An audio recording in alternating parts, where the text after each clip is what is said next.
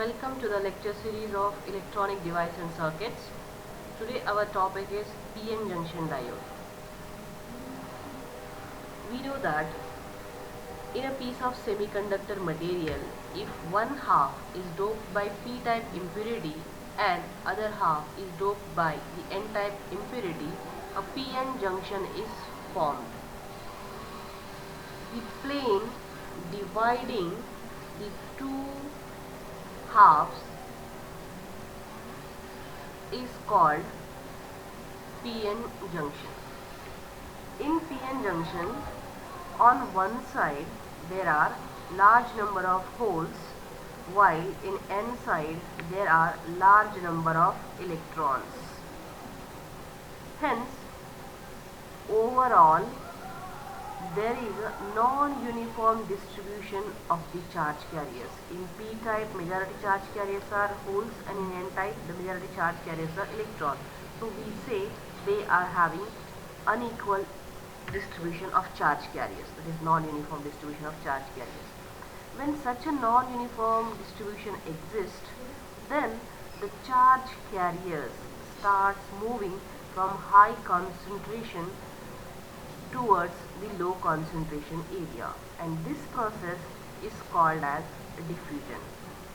You can imagine something like you have two tanks connected with one pipe.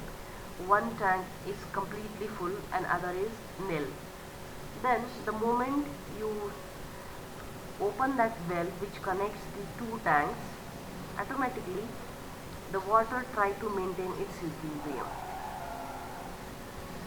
Same case happens over here when in unbiased PN junction condition, the majority holes on P sides start diffusing into N side, and majority free electrons from N side moves towards the P side. Because of this, in this N region, the holes diffusing from N side recombine with the free electrons. Thus, due to additional positively charged holes, these atoms on N side becomes positive immobile ions just near the junction in N region. And in P region, the free electrons diffusing from N side recombine with the holes of the atoms. Thus, due to gain of additional negatively charged free electrons, this atom becomes negative immobile ions just near this junction in P region.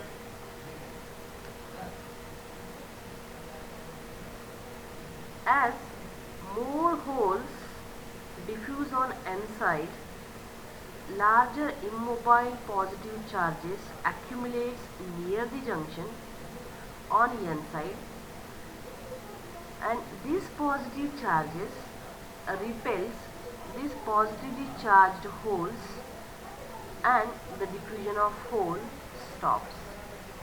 Similarly, this large negative charge accumulates near the junction in P side will repel this negatively charged electrons, and the further diffusion of this electron stops.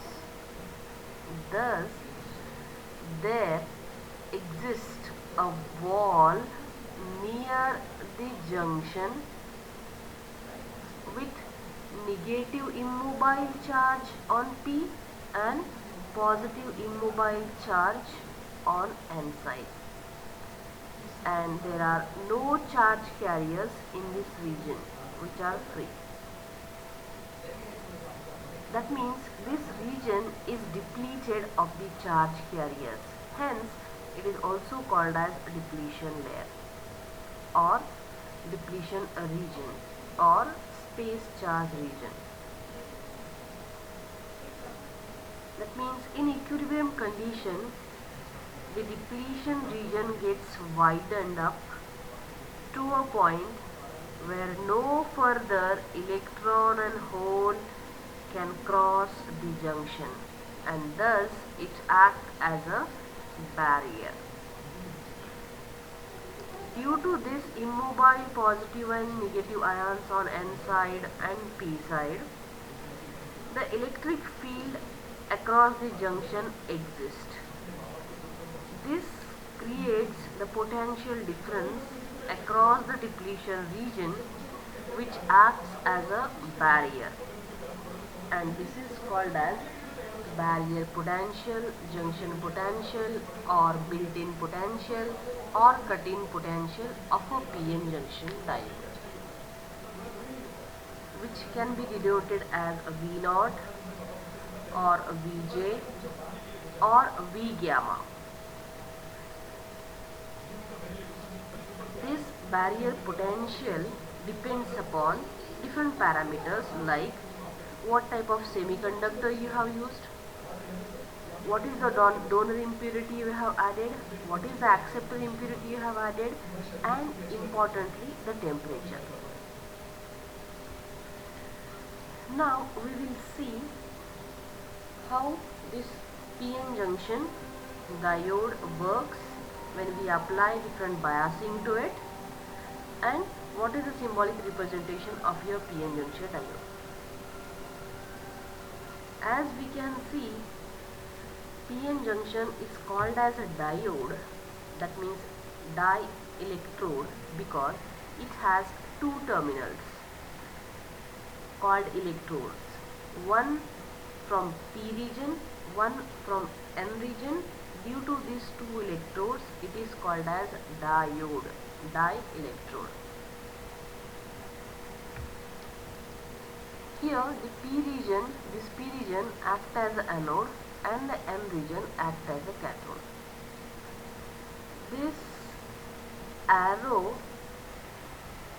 This arrowhead in this symbol indicates the direction of the conventional current, which can flow when we apply some external voltage to it.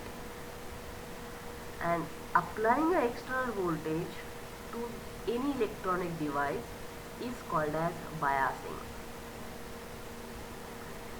The depending upon the polarity of the DC voltage which we are applying externally to the diode, depending upon that we have two types of biasing, that is forward bias and reverse bias.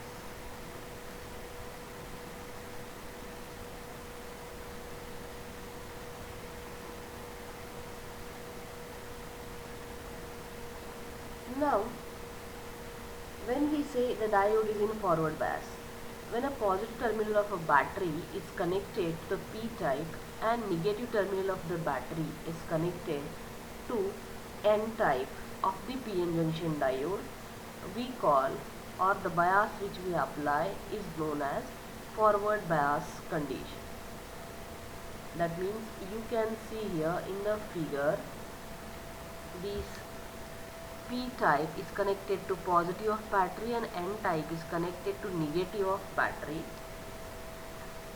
That means this PN junction diode is in forward bias now,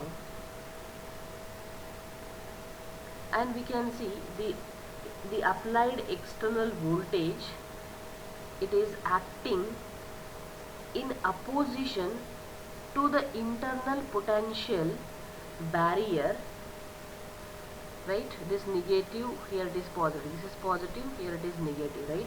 That means the applied battery is in against of the electric field potential developed across this barrier potential, and because of this it will disturb the equilibrium.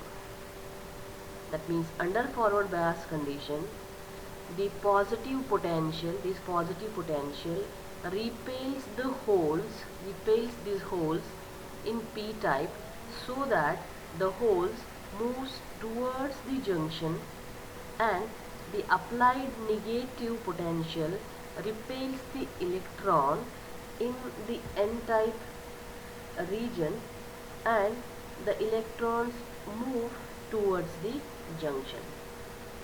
Eventually, when this applied voltage is more than this barrier potential, then this barrier potential disappears.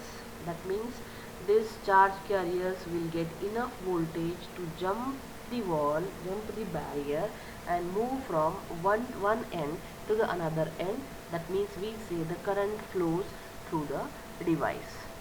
We can see that your PN junction diode can be made up of silicon or germanium. If it is made up of silicon, then the barrier potential, the cutting voltage will be a 0.7 volts, whereas for germanium, if the PN junction diode is made up of germanium, then the cutting voltage is 0.3 volts. That means your input voltage should be greater than 0.7 volts for silicon, and it should be greater than 0.3 volts for germanium, so that the current flows through the device something like this.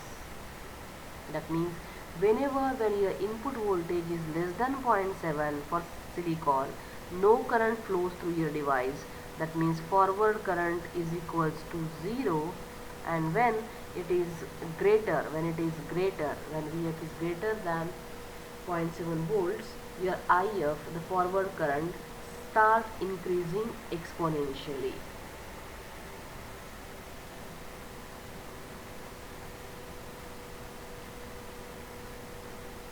From the graph, you can see that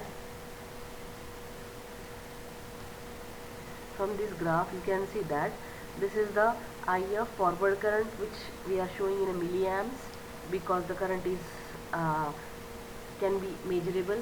This is not so small amount of current, that's why we are writing the unit as a milliamps. And here Vf is the voltage which we are applying in volts. Now two graphs we have shown, one is for germanium, other is for silicon. So let us see for silicon first. When I apply a 0 voltage, that means nothing we have applied across this Vf, that means no current flow through your device, and the output current will be 0. So now if you see over here till this point, let us name this point as A. Then from the region O to A for silicon, the input voltage, the applied voltage, is less than the barrier potential, no current flows through your circuit. As your input increases than 0.7 volts, slowly the current goes on increasing, and the current start increasing exponentially. That means as you can see, 0.7, 0.72, 0.73, 0.74, something 0.75, and so on. We are getting a increased in the current respectively.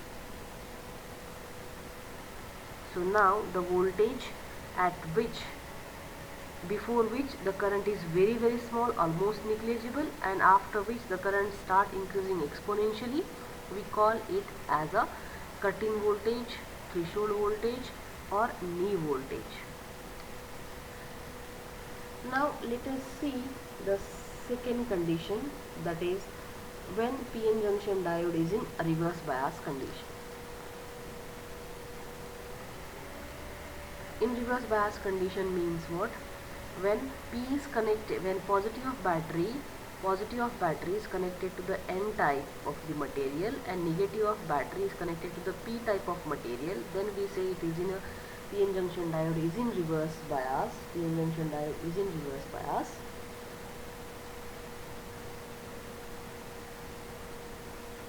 Under this applied reverse bias, we can see this potential is in same polarity with the barrier potential. Here it is negative, here it is negative, here it is positive, here it is positive, right? That means under this applied reverse bias, the holes in the P type moves towards the negative terminal of the battery, and the electrons from the N, the majority charge carriers, which are electrons in the N type, will move towards the positive terminal of the battery, due to which the width of the depletion layer goes on increases goes on increases because the electric field produced by the applied reverse bias is in the same direction as the electric field of the potential barriers. Therefore, theoretically, no current should flow in the external circuit. That means as all the electrons, all the majority charge carriers, they are moving away from the junction, the width of depletion layer goes on increasing and no further diffusion of electrons and holes takes place. Therefore, the reverse current is equals to 0 theoretically, but ideally there is IR, reverse current is not equals to 0. It will be a very, practically speaking, it will be very small range, that is in the order of some microamps, some few microamps, and that current is called as reverse saturation current. That current is called as a reverse saturation current, which we are denoting by I naught, reverse saturation current.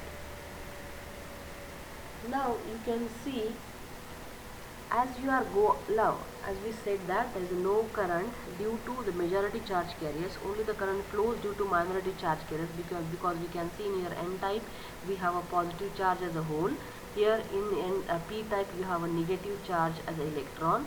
Now to that as they are minority in number, they are less in number, and that for that minority charge carriers it is in forward bias.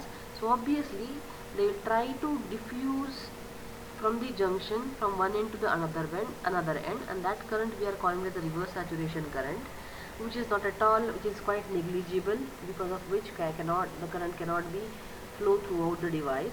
So now when we want to have some sort of current out of this kind of combination, what we are going to do is we are going to apply a very high amount of reverse voltage, very large reverse voltage can be applied, so that the free electrons from the N type moving towards the positive terminal of the battery, acquire the sufficient energy to flow through the high velocity to dislodge valence electron from the semiconductor atoms in the crystal. Now these newly liberated electrons in turn acquire the sufficient energy to dislodge other parent electrons, and thus a large number of free electrons are formed, which is commonly called as avalanche of free electron, and this leads to the breakdown of the junction, leading to a very large reverse current. And the reverse voltage at which the junction breakdown occurs is known as reverse breakdown voltage, or simply a breakdown voltage. That means we can say that when we are going to apply a very high amount of reverse voltage, or above this certain value, if you go on increasing the reverse voltage, the breakdown of this diode occurs and the reverse current start increasing very sharply, very rapidly, and that is called as the voltage at which this happens is called as reverse breakdown voltage. You can see in this VI characteristics of diode in reverse bias. Earlier, this is your I naught. When you apply, as you are applying reverse bias voltage, this is your VR minus and this is IR. This is in third quadrant. Now when you apply a very small voltage, then no current flows through. As you are increasing the voltage, the small amount of current, that is reverse saturation current, flows through your device, which is in the range of microamps. Then as soon as you apply more voltage than its certain value, then breakdown of the junction occurs due to avalanche breakdown or Zener breakdown. We are not going to discuss those breakdowns over here. We will study in that in the next video. Now and because of that avalanche or Zener breakdown, we are getting a large current flows at that particular voltage we are calling it as reverse breakdown voltage. So reverse breakdown voltage is the one which occurs in a reverse bias condition, before which the current is very small and after which the current increases rapidly. That is, this is VI characteristics of a diode in a reverse bias. If you combine both of these characteristics, that is forward bias and reverse bias,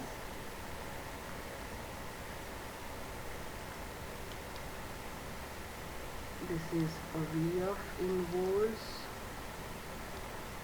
this is IF in milliamps,